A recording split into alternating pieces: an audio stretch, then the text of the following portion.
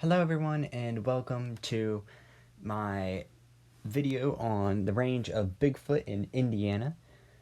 Let's go ahead and get this right out of the way.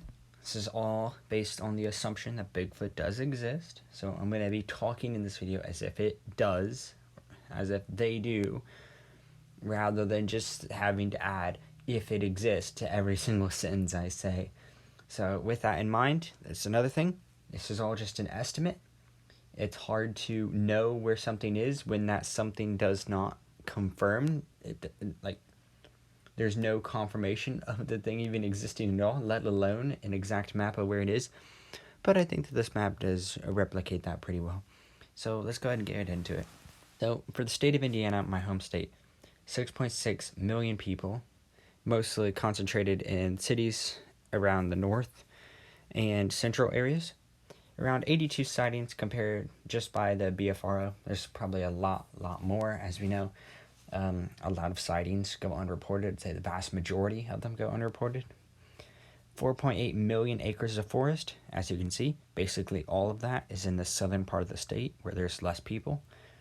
And the estimated Bigfoot population, I thought it'd be around 25, higher, lower, give or take. It could be higher, it could be lower.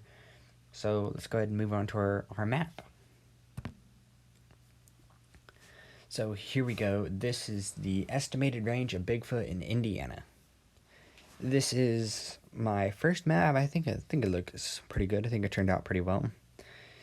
Now, as you can see, the darker the color, the more Bigfoots there are, in theory.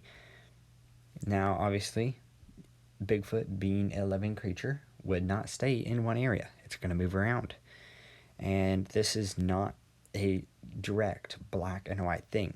Maybe there's some other place. Maybe there's a Bigfoot hotspot in one of the smaller state parks in the north that we just don't know about. It's possible. Is it unlikely? Yes, but it's still possible. So worth mentioning that this is all relative to one another, like the other rarities. Because if you compare any of these areas and then like Tennessee, it's going to be completely night and day. Tennessee is so much more Bigfoot potential than southern Indiana, which still has potential. This, of course, isn't official. And you can see at the bottom, I decided to name it Sasquatch alias. I think that sounds pretty cool. I might change this name. Cryptopithecus also sounds pretty cool. So I call this one the Ohio Valley Sasquatch because right next to Ohio, Indiana, it could also be called the Midwestern Sasquatch. Generally, I group any type of Bigfoot from Michigan,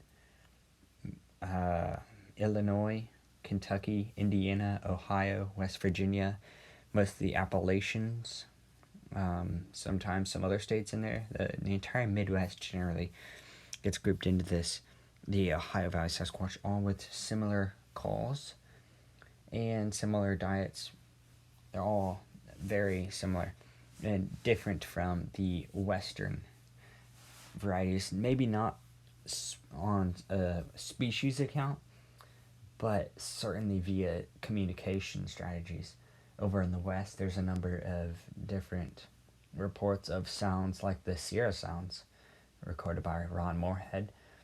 The eastern coast and the Midwest don't really have that I'm aware, obviously.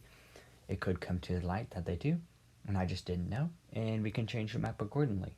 Always open to new information, but this should be it. Next, we're going to move on to our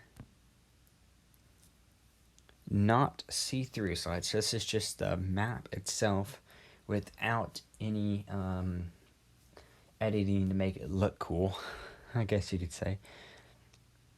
And I'd say the best area is certainly the dark red furthest to the left.